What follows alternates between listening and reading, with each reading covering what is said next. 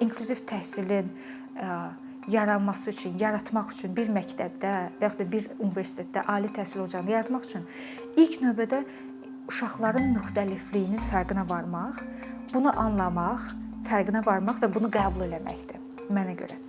Çünki uşaqların təhsildə müxtəliflik deyəndə burada sadəcə irq, din, sosial, iqtisadi fərqliliklər deyil, həm də uşaqların bacarıq və öyrənmə imkanları da daxil olur.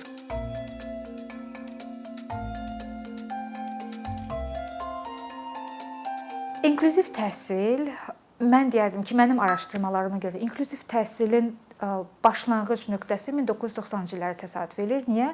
Çünki 90-cı ildə Amerikanın o vaxtki prezidenti Amerika əlillik aktı imzaladı və bu aktı imzalayandan sonra artıq bu nə deməkdir? Bu qanuniləşir. Əlilliyi olan insanlara qarşı diskriminasiya qanunla qadağan olunur. Və bu da təbii ki, böyük bir belə deyək, problemlərə yol açdı. Nəyə görə? Bu günə qədər insanlar, iş verənlər olsun, təhsil müəssisələri olsun, deyirdi ki, istəyərəm əlilliyi olan adamı daxil eləyərəm, istəmərəm daxil eləmərəm, keyf mənimdir. Amma artıq bu keyf məsələsi ortadan qalxır. Bu qanundur və bunu eləməlisən. Beləcə, bundan sonra başladı bir çox hərəkətlər. Hamı üçün təhsil hərəkəti başladı. İlk dəfə BMT-nin bir çox təşkilatları bir araya gəldi, Dünya Bankı ilə bir araya gəldilər və böyük bir forum keçirdilər. Bu forumda hamı üçün təhsil forumu keçirdilər və bu hamı üçün təhsil forumunda qərara alındı ki, təhsili universallaşdırmaq lazımdır və diskriminativ məqamları aradan qaldırmaq üçün çalışmaq lazımdır. Bunun üçün böyük bir plan hazırlandı. Bildiyim qədərilə deyəsən 2005-ci ilə qədər davam edən davamlılıq bir planı hazırlandı. 4 il sonra 1994-cü ildə inklüziv təhsillə bağlı ən böyük qərar qəbul olundu. Bunun da adı Salamanka bəyannaməsidir. Salamanka bəyannaməsində yenə də böyük bir konfrans təşkil olundu və bu konfransa 92 ölkə qatıldı. 92 ölkə hamısı imzaladı və qərar verildi ki, insanların sosial, iqtisadi, bacarıq, hər hansı bir kriteriyalarla asılı olmayaraq hər kəsə bərabər təhsil hüququ tanınmalıdır və hər bir uşağın bütün uşaqlarla bir yerdə oxumaq haqqı var. Və bunun üçün də təhsil məsələlərində diskriminativ məqamları aradan qaldırmaq lazımdır. Və bu deyərdim ki, inklüziv təhsil məsələsində ən böyük dönüş nöqtəsi olan yerdir. Çünki bundan sonra artıq kurikulumda dəyişikliklərə yönəlik araşdırmalara başlandı ki, okey, biz bunu necə dəyişə bilərik? Axı biz bu günə qədər həmişə əlilliyi olan uşaqları xüsusi məktəblərdə oxutmuşuq. Amma indi onları biz kütləvi məktəblərə daxil eləməliyik. Necə eləyək? Kurikulum yoxdur, müəllimlər hazır deyil, bacarıqlar bilmirik necə tədris eləyək. Və beləcə dizayn məsələlərinə başlanıldı. 90-cı illərin sonuna yaxın professor, Harvard Universitetinin 2 professoru var. Onlar Ann Meyer və David Rose.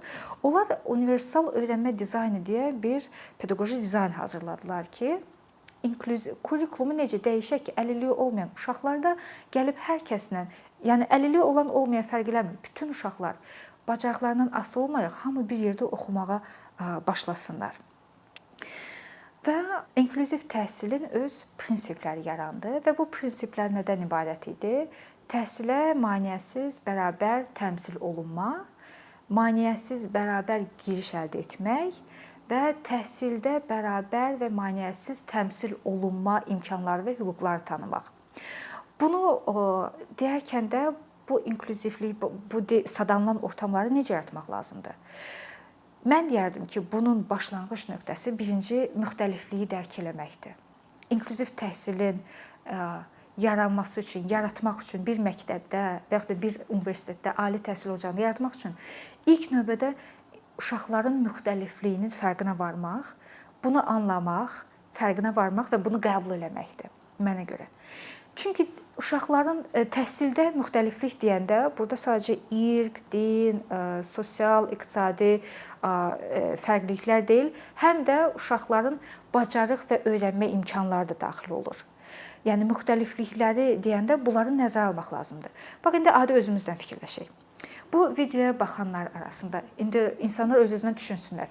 Əgər onlar görməyən insan olsaydı, bu videoya baxanda onlar hansı maneələri və yaxud da hansı fərqli ehtiyacları ola bilərdi bu videoya baxmaq üçün. Və yaxud da ki, eşitməyən insanlar və yaxud da ki, deyək ki, oxuma çətinliyi olan uşaqlar, bu videoya baxanda hansı maneələr və yaxud da çətinlikləri yarana bilərdi. Ən azından indi bax, məsəl üçün mənim elə özümü götürüm. Mən bura gəlmək üçün, müsahibəyə gəlmək üçün, əgər mən əlil, təkərli araba istifadəçisi olsaydım, mən bura gələndə hansı maneələrlə qarşılaşa bilərdim? Bu müxtəlifliklərdir və bu müxtəliflərdə görünən və görünməyən müxtəlifliklər var.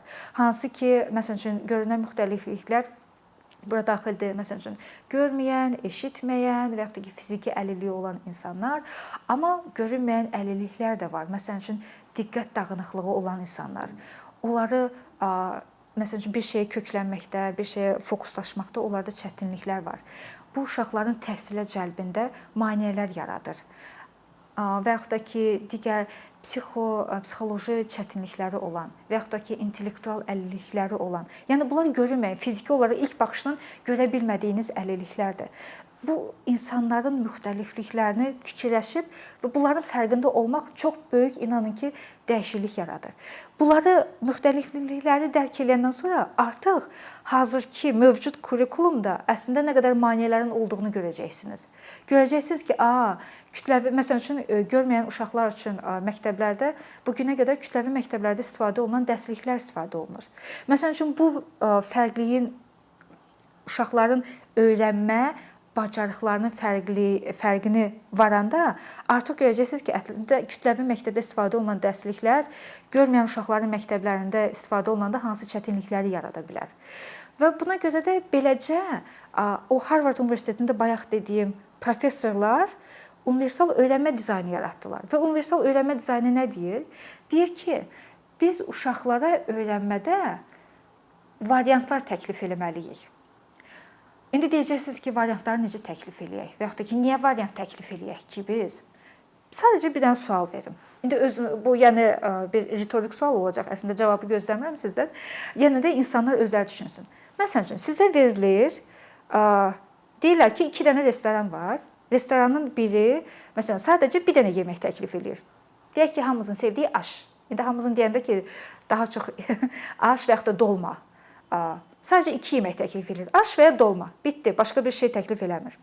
Amma ikinci restoran var. İkinci restoranda aş da verir, dolma da verir, nə bilim, sup da verir, digər, məsələn üçün salat da təklif eləyir və yeməklərin bir çox çeşidlərini təklif eləyir. Məsələn, siz müştəri olsaydınız, hansı restoranı seçərdiniz? Özünüz üçün. Məsələn üçün, mən olsaydım, əlbəttə ki, ikinci restoranı seçərdim. Və yaxud da ki, paltar almağa gedirik, 2 dənə mağaza var. Mağazanın biri köynək satır. Orada da ancaq deyək ki, indi göy rəngdədir və medium, orta ölçü köynək satır. Amma ikinci mağazada var. Orada tək göy rəngsi deyil, bir neçə rəngdə köynək satır və üstəgəl də bir neçə ölçüdə satır. İndi siz olsaydınız, müştəri olsaydınız, hansı mağazaya gedərdiniz? Mən olsaydım, təbii ki, daha çox seçim təklif edən mağazaya gedərdim. Çünki orada bəlkə mənim ölçümə uyğun və istədiyim rəngə uyğun daha tez tapma imkanım var idi. Və bunu da universal öyrənmə dizaynında, inklüziv təhsil dizaynında dedi ki, biz real həyatda həmişə özümüzə variantlar axtarırıq. İstirahətə gedəndə deyirik, yox, mən məsəl üçün Qəbələyə getməyəcəm, Qusara gedəcəm, nə bilim, Şamaxıya getməyəcəm, Tovuza gedəcəm, nə bilim, Astaraya gedəcəm. Seçim axtarırıq. Amma təhsilə gələndə biz seçim vermirik öyrənmədə. Hamıya, uşaqların hamısına deyirik ki, yazacaqsan, məsəl üçün bu tapşırığı yazacaqsan və yaxud da ki, şeiri əzbər danışacaqsan, nə bilim, kitabı ancaq oxuyacaqsan. Hamıya bir variant təklif edirik, seçim vermirik.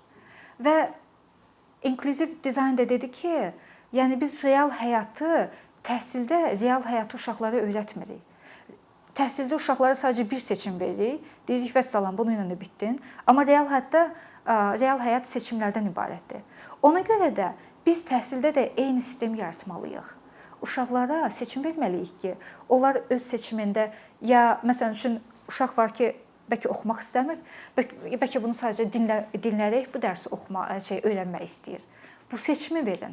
Və yaxud da ki, hər hansı bir uşaq bəlkə məsələni həll eləyəndə onu sadəcə yazmaqla deyil, bəlkə şəkil çəkməklə təsvir eləmək istəyir. O imkanı verin. O yəni variantı verin uşaqlara. Və yaxud da ki, nə bilim, məsəl üçün qrup işi verəndə bəlkə mən tək işləmək istəmirəm, mən kimlərlənsə işləmək istəyirəm. Bu variantı təklif eləyin uşaqlara. Və yaxud da ki, ünsiyyət saxlamaqda daha çox müəllimlər belə deyək də bizdə sözlü ünsiyyət saxlanılır və yaxud da ki, dəftərdə də yazı qeyd olunur. Bəlkə ünsiyyət məsələsində uşaqlar daha alternativlər gözləyirlər. Onları təklif eləyin. Və yaxud da bir də mən bir şey də həm də vurğulamaq istərdim. Uşaqların məsəl üçün bəzən oxumaqda çətinlikləri yarananda indi həm də sosial şəbəkələrdən, bu son dövrlərdə baş verən hadisələrdə əsasən də demək istəyirəm. Məsəl üçün müəllimlər bəzən uşaqlara qəzəbli yanaşırlar. Bu qəzəblə yanaşma əslində uşaqların təhsildə özünü tam ifadə eləməsi və yaxud da özünü tam göstərməsini əngəlləyir. Ona maneə yaradır. Uşaq özünün ifadəsində çətinliklər yaradır. Ona görə də uşaq bu maneələri, səhvləri azaltmaq üçün idarə etmədə alternativlər təklif eləmək lazımdır.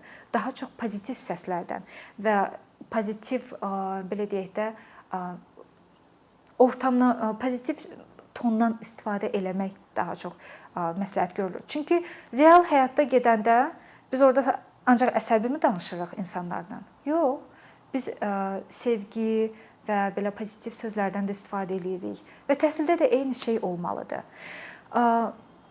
Və beləcə o universal öyrənmə dizaynı dedi ki, uşaqlara cəlb edilmədə, təhsilə cəlb edilmədə variantlar təklif eləmək lazımdır. Uşaqlara, təhsildə olan öyrənənlərə təqdimatda, dərsi təqdim etmə variantlarında seçimlər təklif eləmək lazımdır. Bunu sadəcə PowerPoint-lə göstərmə. Uşaqlara həm də bəlkə kağız şəklində təqdim elə və yaxud da ki, digital rəqəmsal formasını təklif elə. Bəlkə kimsə sadəcə olaraq öz kompüterində və yaxud da öz telefonunda oxuyacaq bunu. Və sonra da uşaqlara özünü ifadə etmədə variantlar təklif eləyin. Məsələn üçün uşaq var ki, bəlkə hər hansı bir tapşırığı sadəcə yazmaqla deyil. Məsələn, inşanı həmişə deyirlər ki, inşanı yazmalısan. Bəlkə uşaq bu inşanı sadəcə yazmaqla deyil, bəlkə PowerPoint bir poster şəklində dizayn edib təqdim eləmək istəyir.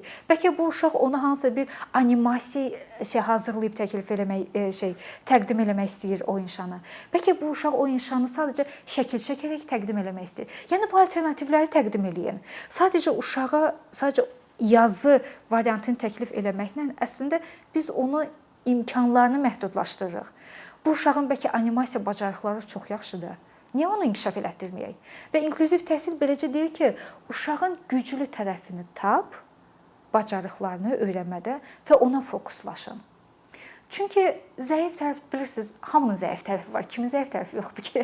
Dünyanın ən güclü Einstein olsun, nə bilim, dünyanın ən məşhur dahilərinin belə hamının zəif tərəfləri var.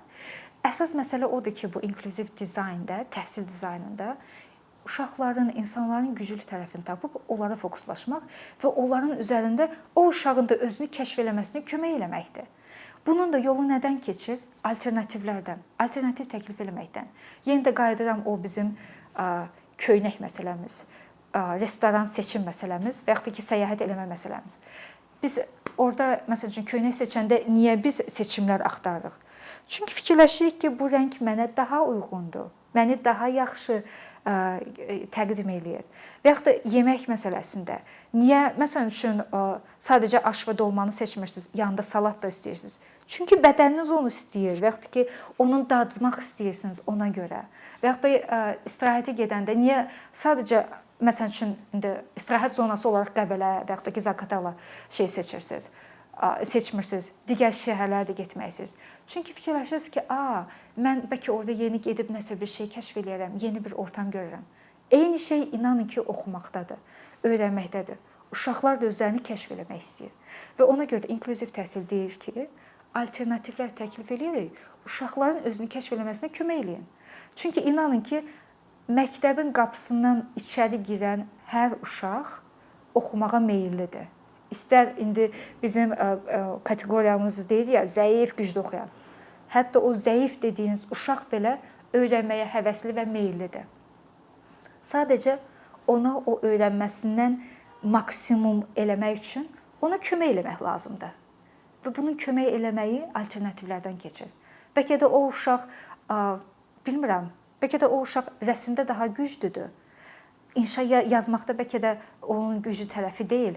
Demək, ona yazını şəkil çəkmə tərəfindən təqdim eləmək lazımdır. Və inanıram ki, çünki bu təcrübədə də var, burada bu sahədə çoxlu elmi araşdırmalar da var ki, əslində uşaqlara alternativlər təklif eləməklə uşaqlar nə qədər özlərini kəşf eləyiblər və dərsin özündə daha aktiv olublar və göstəriciləri də artıb.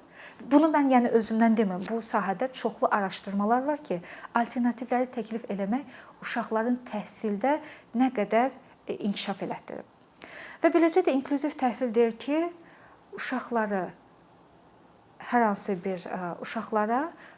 bir ayrı seçkilik eləmədən bərabər imkanlar yaratmaq üçün alternativlər təklif olunmalıdır.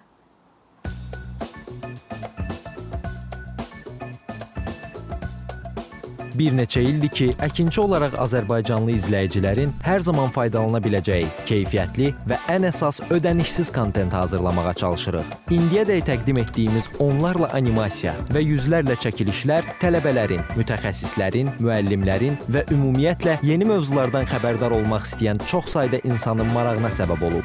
Bu illər ərzində hazırladığımız videolar təhsil, texnologiya, ictimai fəallıq, iqtisadiyyat, gender bərabərliyi, ətraf mühit, ifadə azadlığı, hüquq, demokratik inkişaf, mədəniyyət və digər mövzuları əhatə edib. Məqsədimiz çoxlu baxış gətirən deyil, çoxlu fayda gətirən videolar hazırlamaqdır. Amma bu, düşündüyümüz qədər asan deyilmiş. Gördüyümüz iş kifayət qədər resurs, əmək və təbii ki, davamlılıq tələb edir. Bu səbəbdən Patreon platformasından istifadəyə başladıq. Əkinçinin Patreon hesabının populyarlaşmasına çox böyük ümidlərimiz və gözləntilərimiz var.